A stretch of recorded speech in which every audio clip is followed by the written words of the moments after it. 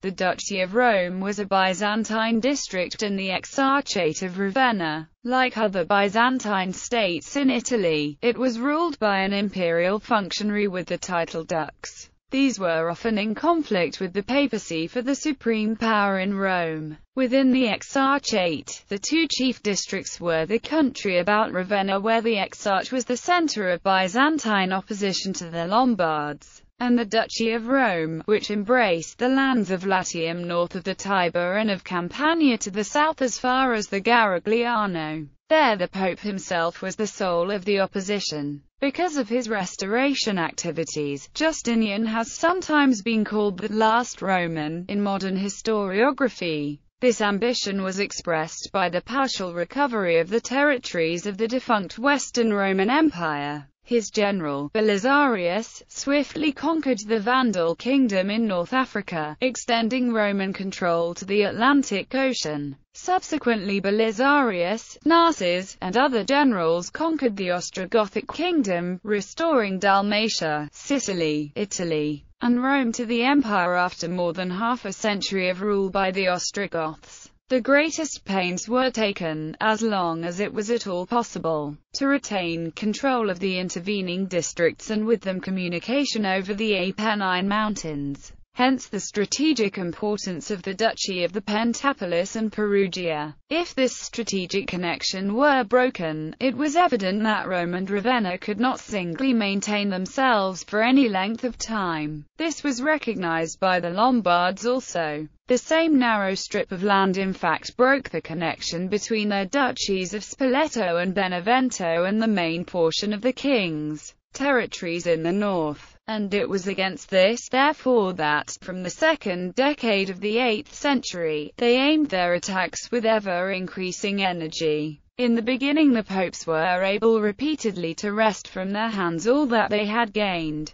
In 728 the Lombard king Liutprand took the castle of Sutri, which dominated the highway at Nepi on the road to Perugia. But Liutprand, softened by the entreaties of Pope Gregory II, restored Sutri, as a gift to the blessed apostles Peter and Paul. This expression of the Liber Pontificalis was erroneously interpreted to mean that in this gift the beginning of the states of the Church was to be recognized. This is incorrect inasmuch as the popes continued to acknowledge the imperial government, and Greek officials appear in Rome for some time longer. It is true, however, that here for the first time the association of ideas on which the states of the Church were to be constructed is met. The Pope asked the Lombards for the return of Sutri for the sake of the princes of the apostles and threatened punishment by these sainted protectors. The pious Liutprand was undoubtedly susceptible to such pleas, but never to any consideration for the Greeks.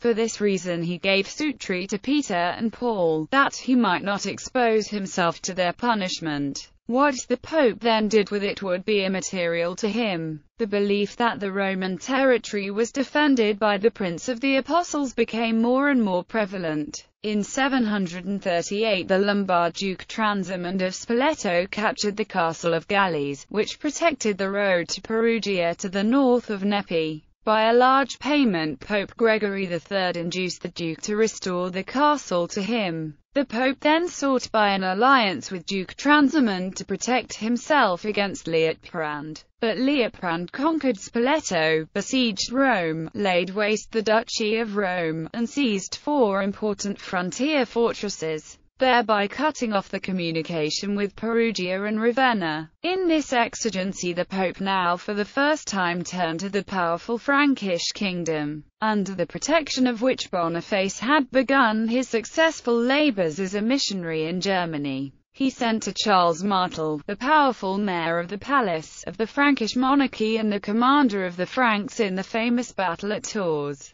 undoubtedly with the consent of the Greek dux, and appealed to him to protect the tomb of the apostle. Charles Martel replied to the embassy and acknowledged the gifts, but was unwilling to offer aid against the Lombards, who were helping him against the Saracens. Accordingly, the successor of Gregory III, Pope Zachary, changed the policy that had been previously followed toward the Lombards. He formed an alliance with Liutprand against Transimund, and received in return the four castles. As the result of a personal visit to the camp of the king at Terni, Liutprand also restored a number of patrimonies that had been seized by the Lombards, and furthermore concluded a 20 years peace with the Pope. The duchy now had a respite from Lombard attacks. The Lombards fell upon Ravenna, which they had already held from 731 to 735. The exarch had no other recourse than to seek the aid of the Pope.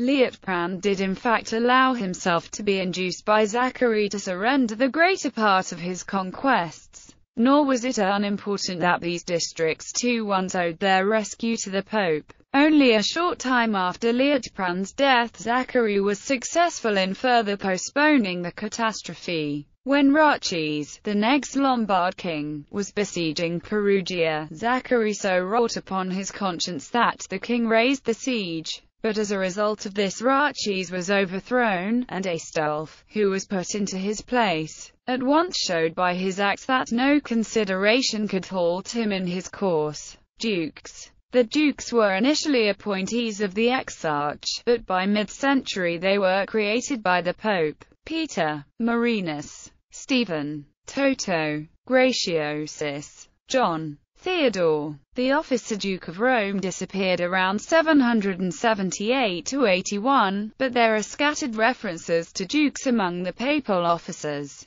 who may be successors of the Dukes of Rome. Leoninus, Sergius,